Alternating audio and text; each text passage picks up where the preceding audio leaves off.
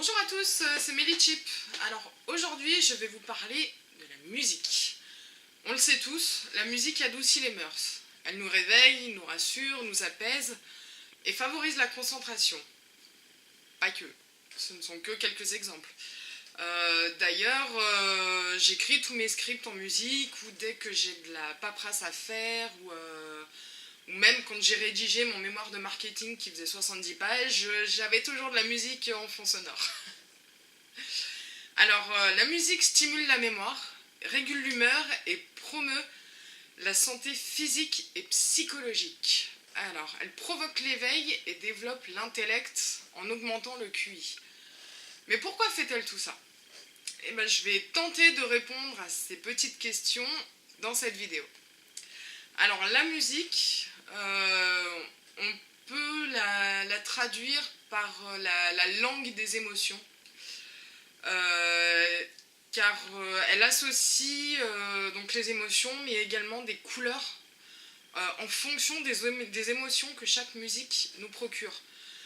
C'est un phénomène naturel et instinctif dont on ne connaît pas encore vraiment l'origine. J'ai essayé de faire quelques recherches, j'en ai fait quand même pas mal, mais j'ai pas trouvé plus de détails que ça. Donc je suppose que l'étude pour savoir pourquoi on associe une couleur à une émotion et à la musique qu'on écoute ne doit pas être encore très développée. Alors par exemple, une musique avec un tempo très lent, très doux, très calme, on va l'associer à des couleurs dites entre guillemets froides, c'est-à-dire dans les teintes de bleu, grise, un petit peu dans ces couleurs hivernales. Tandis qu'une musique au tempo plus rapide et gai sera associée à des couleurs un peu plus vives et pétillantes comme le jaune, l'orange, le violet lilas qui est une couleur un petit peu plus claire. Alors qu'une musique dite violente, qu'on entend beaucoup dans les jeux vidéo de combat, de choses comme ça, sera principalement associée au rouge. Pourquoi au rouge? C'est souvent musique violente, rouge, couleur du sang. Vous voyez un petit peu le lien. Donc après je suppose que pour les autres couleurs et les autres musiques il y a un lien dans ce principe-là, mais après je n'en sais pas plus pour l'instant. Alors la musique agit comme une substance médicamenteuse grâce au tempo et au complexe harmonique et aux hormones que nous libérons quand nous écoutons certains types de musique. À savoir aussi que notre rythme cardiaque se synchronise sur la musique que nous écoutons. Donc voilà, il y a tout un complexe qui se crée quand on écoute de la musique et qui fait qu'on a ce sentiment de bien-être ou d'être bien réveillé le matin quand on se met de la musique peps le matin et tout ça. La musique douce ou relaxante nous fait produire des endorphines.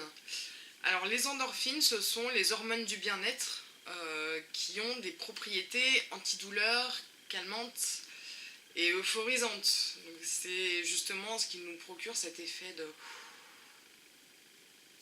on relâche la pression et autour plus rien ne compte.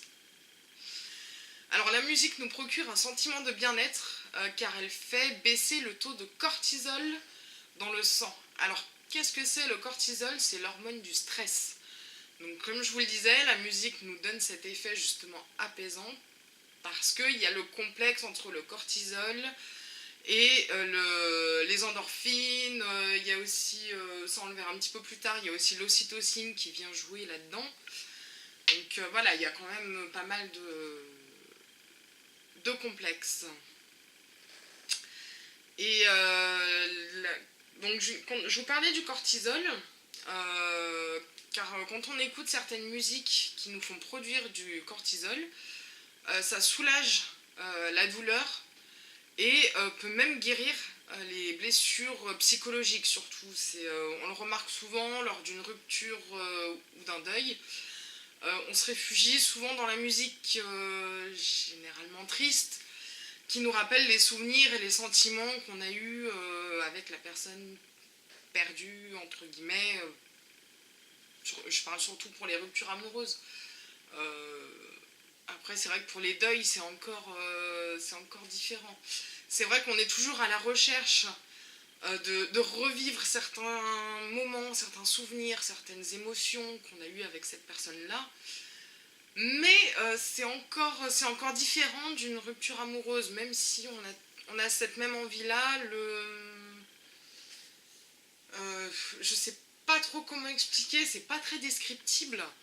Mais voilà, ce sont deux choses différentes qui peuvent être réunies aussi dans le principe, parce qu'on va se diriger sur des musiques un peu tristes ou qu'on a écouté avec la personne. Enfin, voilà, tout un tas de choses assez complexes. Et dans ces cas-là, donc la musique nous fait sécréter de la dopamine. Qu'est-ce que c'est la dopamine? C'est une hormone du bonheur.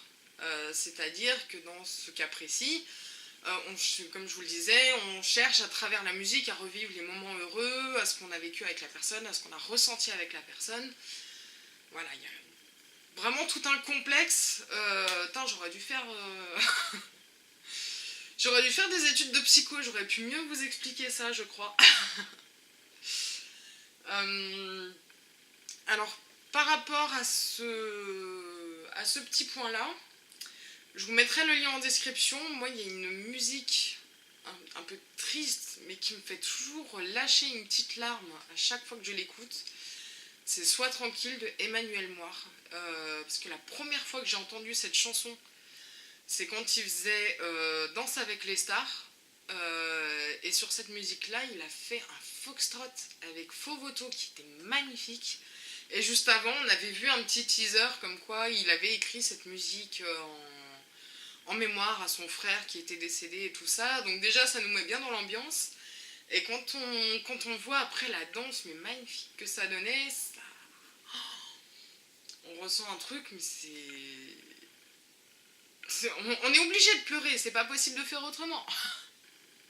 Donc je vous mettrai le lien sous cette vidéo, donc à la fois pour la chanson complète d'Emmanuel Moir, donc Sois tranquille, et également pour que vous puissiez voir le foxtrot qu'il avait fait avec Faux Voto. Vous verrez, c'est tout simplement divin. Alors il y a aussi la musique captivante qui détourne l'attention et défocalise la douleur grâce à la dopamine sécrétée. Les dépressifs peuvent retrouver le moral en écoutant ce style de musique. Bon, bien entendu, ça se fait pas en claquant des doigts, il faut du temps, et puis bon, il faut pas se plonger que dans la musique. Il faut sortir, il faut continuer à voir ses amis et tout ça, mais le fait d'écouter de la musique un peu captivante aide à sortir de cette mauvaise passe.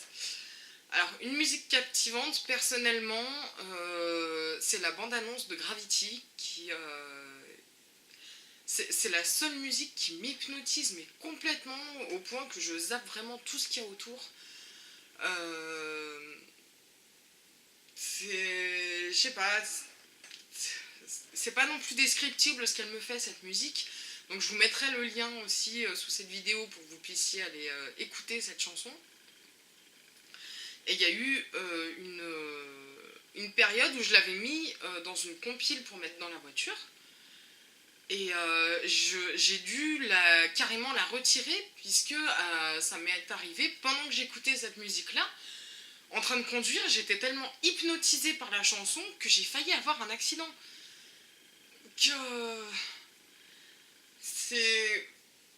Voilà, je sais pas comment expliquer ça, mais voilà, c'est la première musique qui me fait ça et quand j'écoute cette musique, j'oublie vraiment tout ce qui se passe aux alentours. Même il peut y avoir, je sais pas, je dis une bêtise, il peut y avoir une explosion à côté. Je vais pas dire que je vais pas l'entendre, mais voilà, je serais encore tellement captivée par la BO de Gravity que voilà, je ferai moins attention à ce qui se passe à côté, quoi. C'est un truc de fou. Il y a aussi certaines musiques qui peuvent nous faire peur. nous faire trembler, frissonner ou même nous faire angoisser. Ça se produit surtout lorsque le rythme va vraiment crescendo, c'est-à-dire qu'il est tout doux, qu'il est faible, qu'il est calme, et qu'il s'intensifie d'un coup et qui s'intensifie d'un coup pour qu'il soit fort et puissant pour nous surprendre justement, pour créer cet effet de peur. Il y a une symphonie qui est un petit peu comme ça, il me semble que c'est... je sais plus si c'est Mozart ou Wagner qui fait ça. Bon, c'est des très anciennes musiques classiques, qui est vraiment toute douce, et puis d'un coup il y a la grosse musique de chasse, d'un coup, et ça redevient tout doux. Donc pour créer cet effet de surprise. Alors ceci est dû à la production d'ocytocine, donc c'est l'hormone des émotions, mais qu'on connaît plus comme l'hormone de l'amour. Mais voilà, on la connaît plus comme l'hormone de l'amour, mais elle régule une grosse partie des émotions, dont la peur, l'angoisse, la joie, l'amour, l'amitié, enfin il y a vraiment tout un complexe, mais je n'ai pas fait médecine pour vous expliquer tous ces complexes-là. Et d'ailleurs, en amour, la musique peut également réactiver ou intensifier des sentiments, le désir ou l'attachement à la personne aimée, encore grâce à l'ocytocine. Donc c'est ce que je vous disais tout à l'heure.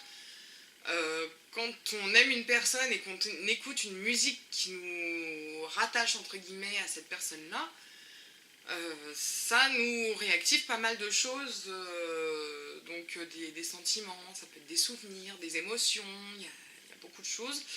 Donc on en revient un petit peu au même principe que pour la rupture amoureuse ou amicale ou le deuil. On recherche toujours à travers la musique à revivre des moments forts, tout simplement. Et pour finir, grâce à certaines musiques avec un tempo dynamique, ça nous booste. C'est celle que, généralement qu'on met le matin dans la voiture pour se réveiller, ou quand on fait une petite séance de sport, enfin bon, on le verra juste après. Ça nous procure, ça nous fait sécréter l'adrénaline et la dopamine, les deux simultanément, et c'est ce qui nous donne cet effet de peps, de force, qu'on sent qu'on a la pêche, on est d'attaque pour la journée et tout ça. Et l'écoute de la musique serait plus bénéfique pendant le sport, car elle améliore la performance, elle diminue la sensation de malaise, augmente la tolérance à l'effort et aide à la concentration pendant l'exercice. Donc c'est tout bénef. Moi, je suis pas une très grande sportive, mais ça m'arrive de courir de temps en temps, ou des fois je fais un petit peu d'exercice avec la Wii Fit. Même si certains diront que ce n'est pas des vrais exercices, mais voilà. Et c'est vrai que souvent quand je vais courir, c'est soit avec une copine, une amie qui habite à 50 mètres de chez moi, et quand je vais courir toute seule, je mets des musiques vraiment... j'écoute un petit peu de tout, et c'est vrai que pendant ce moment-là, j'aime avoir de la musique qui booste, du genre Cascada, c'est de la techno dance qui est un petit peu ancienne. J'écoutais ça quand j'avais 15 ans, j'en ai 25 maintenant. Et sinon, il y a une musique qui m'aide beaucoup, un peu moins quand je fais du sport, mais qui me réveille beaucoup plus le matin.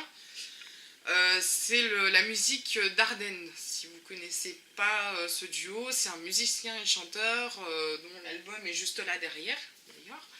Et je vous le conseille vivement parce qu'il est vraiment excellent, c'est dynamique, c'est jeune, c'est frais, c'est innovant. Enfin moi j'adore. Et je vous mettrai le lien en description pour aller voir leur chaîne. Franchement allez-y et abonnez-vous parce qu'ils sont top. Voilà, donc c'est tout pour moi pour aujourd'hui. J'espère en tout cas que cette vidéo vous a plu, vous a diverti. J'espère que je vous ai appris quelques petites anecdotes sympas. Vous pourrez peut-être vous la péter un peu en soirée. N'hésitez pas à partager cette vidéo, à mettre un petit pouce en l'air sur YouTube, ça fait toujours plaisir. Vous pouvez me retrouver sur Facebook et sur Twitter, je vous mettrai les liens en description également. Je me ferai une joie de discuter avec vous via ces 2 réseaux sociaux, c'est ceux où je suis le plus active. Et surtout, abonnez-vous et partagez la vidéo. Ciao!